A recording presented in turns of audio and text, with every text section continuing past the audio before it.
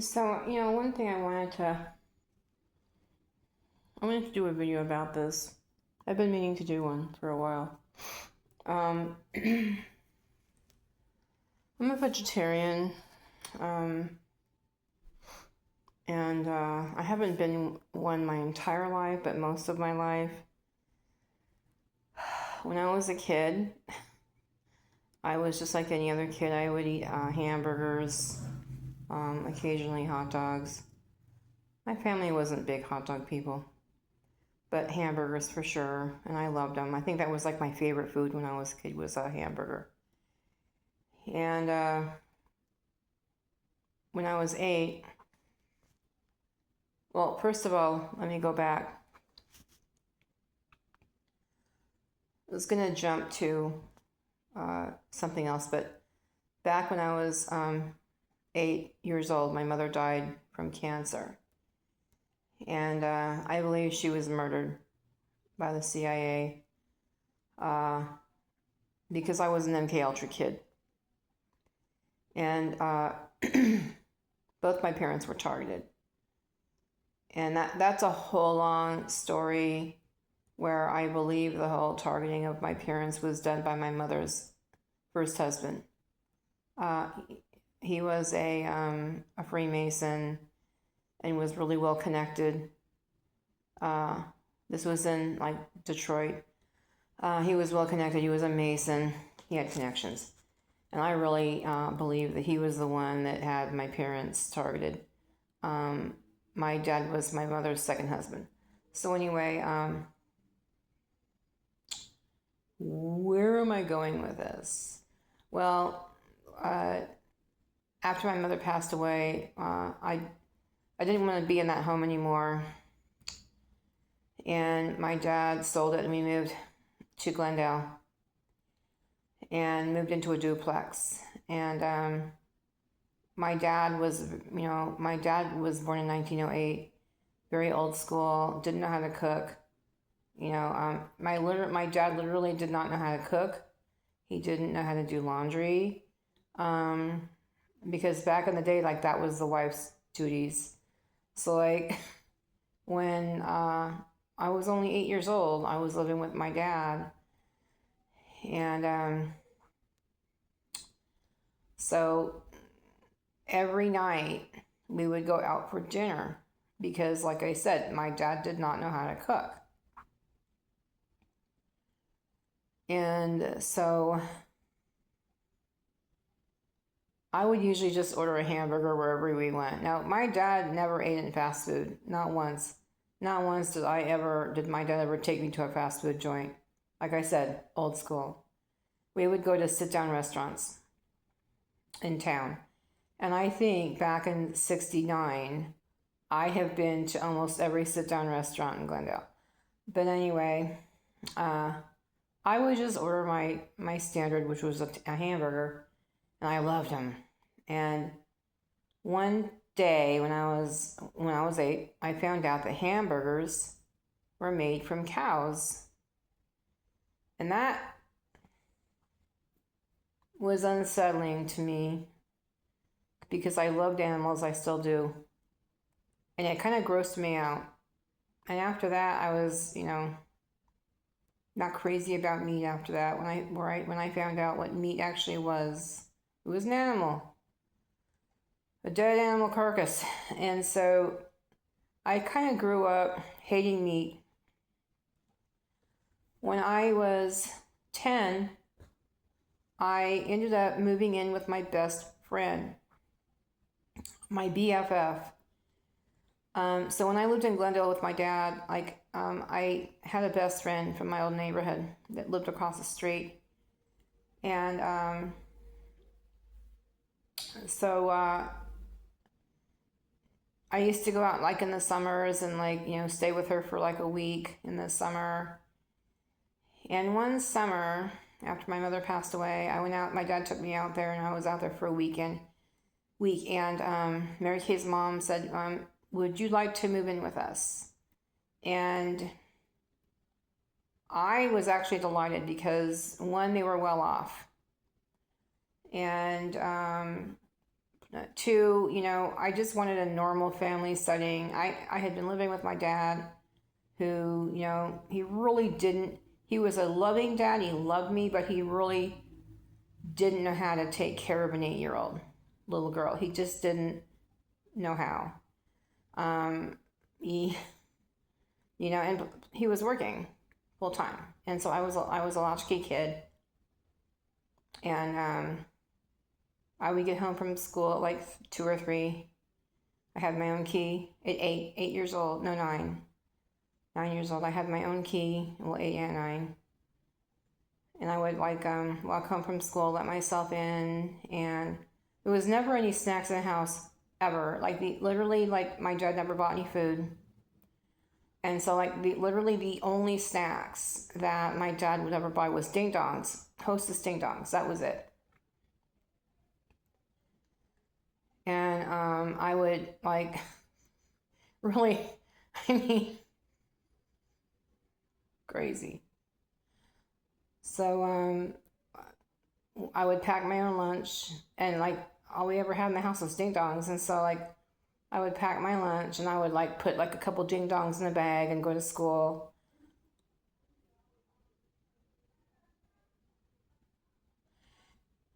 I hear a lot of talking outside. Anyway, so, and then when I would get home from school, there was just nothing but ding dongs in the house. And so I would have a ding dong for a snack. And it's so sad. And I really didn't actually have a decent meal till dinner. And that was when we went out into a nice sit down restaurant, and I had a normal meal. But after finding out what meat actually was and where hamburgers came from, I don't know, it kind of turned me. When I moved in, I actually ended up moving in with my best friend, and I lived with her for 5 years till I was 15. I lived with Mary Kay from age 10 till 15. The thing about Mary Kay is her mother was big on meat. She was a Taurus, and Taurus people are meat eaters. And this woman was huge on meat, and no more sit down dinners for us. Well, occasionally. But it was all about her cooking big slabs of meat, liver, pork chop, steak, you name it. And she was, from the, she belonged in the Clean Your Plate Club. My parents didn't belong to the Clean Your Plate Club. When I was a kid with my own bio parents, they never forced me to eat. I was never force fed. I ate until I was full, and whatever was left on the plate, my parents didn't give a shit. I was never force fed by my own mom and dad. When I moved in with Mary Kay, the mom would force me to finish my, everything on my plate. And it was hard because I was a picky eater.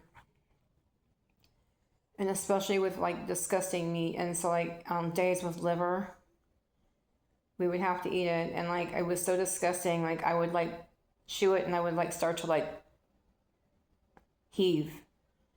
And I would try to stop myself from heaving, because the taste of it was disgusting.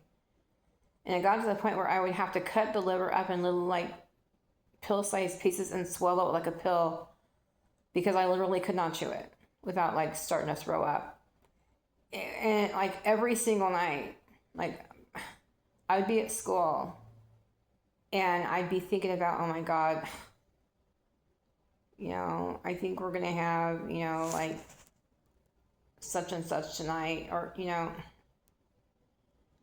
and it stressed me out.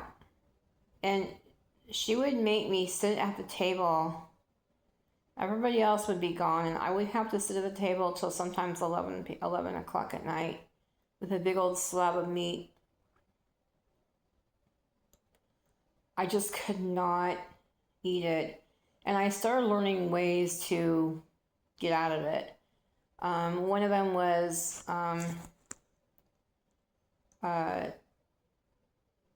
get up from the table, and I would get the steak, and I would shove it under my shirt, like under it with a napkin.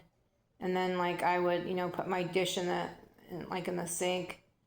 And then like the back door to the kitchen was like to the backyard, and they had a German Shepherd. And so like I would like throw my steak or whatever meat, was for that night, liver, steak, whatever. I would throw it to our dog, the German Shepherd.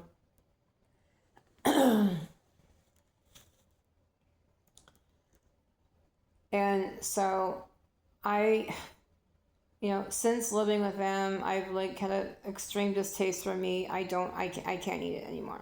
I can't. I do occasionally have lunch meat, but it has to be thinly sliced. Like I occasionally buy turkey lunch meat and make a turkey sandwich, but I will only put maybe 2 very thinly, almost like see-through slices on my bread, maybe 1 or 2, and that's it. And that's about all I can do is have like extremely thinly sliced turkey. I also eat chicken, like for say chicken fried rice. I can handle that as long as the chicken chunks aren't too big and as long as like there's no like fat on them. Anyway, I'd call myself a vegetarian for the most part, only because I eat eggs. Not a lot, but maybe like 1 or 2 eggs a week, if that. But I am a vegetarian. I just, can't eat meat. Well, okay, the perps know this. And that's part of my targeting. And so, okay, so there's this family, let me get to the point now. There's a family on YouTube called Mr. H and Friends. And they're Brits.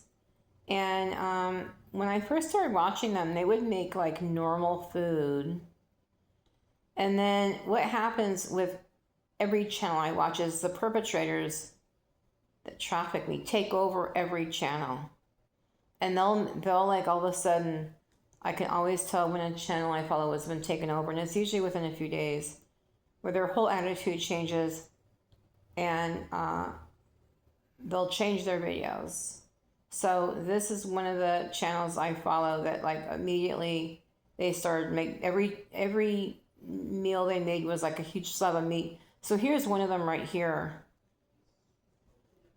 We're diving into the world of barbecue like never before. Watch as we Brits take on the challenge of smoking the perfect dino ribs. Transform brisket offcuts into delicious tallow. Sit down with the legendary owl from Eton. So that was, and it got to the point where it was not just once in a while, it was like literally every single... Now, I'm not going to stand here and say that I've never had a BLT. Every single...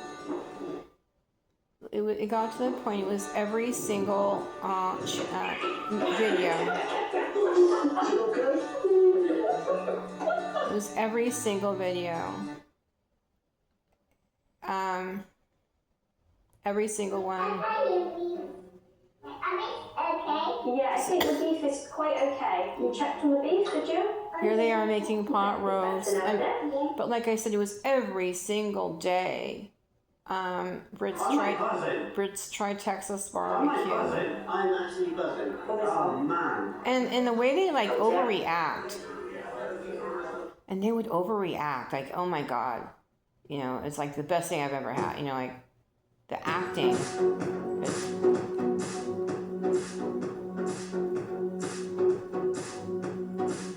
So I ended up unfollowing this channel because it was just nothing but meat in my face every video.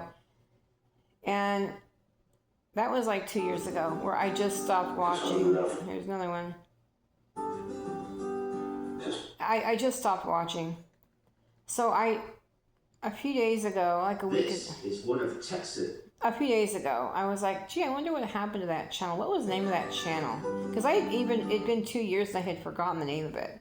And I was like, what was the name of that channel about that Brit family that used to eat normal food, and then out of nowhere they started like eating big slabs of meat every single video.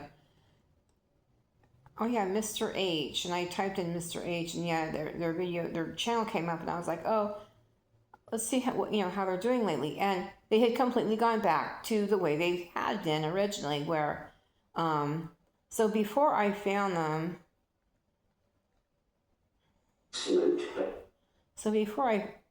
I found them after 2 years. Right. Bacon, and it's just like, Okay, so before I found them, yeah. I'll show you where I found them. So I found them recently again. How good? Let's see, and where was it? This one? Yeah. Okay, so I found them, and I was like, oh wow, look at this, no more meat. I guess, because I haven't watched in 2 years, they're back to normal. So right here, Most iconic American they made. dessert. But you guys said we had to try the fudge sundae. The hot fudge sundae dates back to the early 1900s and is built around a simple idea. So and then, here they made This pie, this. and then We were about to make one of them. I just noticed that, like, okay, here's 20 minutes. 20 minutes. here's strawberry pie. 20 minutes. 20 minutes. There is no way that something that took 20 minutes made something that tasted that good. So that's strawberry pie. Here they made cactus lemonade. Right. Here they were making cookies. Here's American lemonade. Here's soda bread. Here's Arnold Palmer's. Here's cinnamon rolls. Beer bread. American lemonade. You get the point. Pecan pie cobbler. Whoopie pies. Hi everyone. And I was like, wow, this is so cool. Baked potatoes. And I was like, spinach and artichoke dip. Today, I've never even. And I was like, this is so cool. Toasted ravioli, not much better.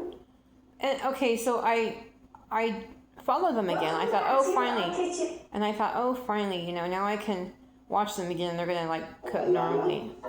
Well, once again, after I refollowed this channel, the perps once again mind control them, and they're back to cooking huge slabs of meat after I refollowed them. So they had a break, and were making normal things, and then now that I refollowed them, they're back to cooking huge slabs of meat. So I followed them, and here.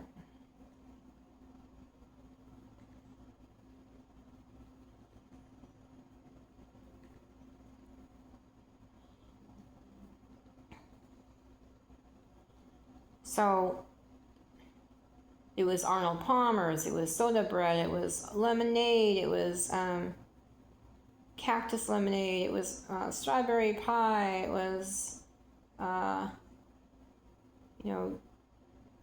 splits, it was horchata, hot fudge sundaes, it was pie, and then Texas caviar, which is all veggies. And then they segue after that into smoked steak fajitas. Okay, not that bad. Next thing is this Great Depression meal with like hot dogs. Okay, whatever. And next thing I know, they're back to it. We made bacon from scratch. And they act so excited about it too. Overpowering it. It's got like a juicy texture to it, if that makes sense. Even though you've got crispiness there, it's juicy as well, isn't it? Very yummy. I prefer this to the bacon we made a while ago. You prefer the smoke? Let us know, when you're smoking bacon, what wood would you typically use? Because I do think this has got a real different profile than the smokes that we've done before, because admittedly we mainly use oak wood, so that's the main profile that we pick up. But I think the cherry is working well. And the question is, what are we going to do with the rest of this bacon and how are we going to enjoy it? Eat it. Well, obviously, I think Alyssa's going to want some like blended up and pureed in her baby food. Okay, so ratings. Oh, she kicked it out with a 10 out of 10. I know it's a saltier piece of meat because of obviously. So basically they're back to big slabs of meat again because I started following them again.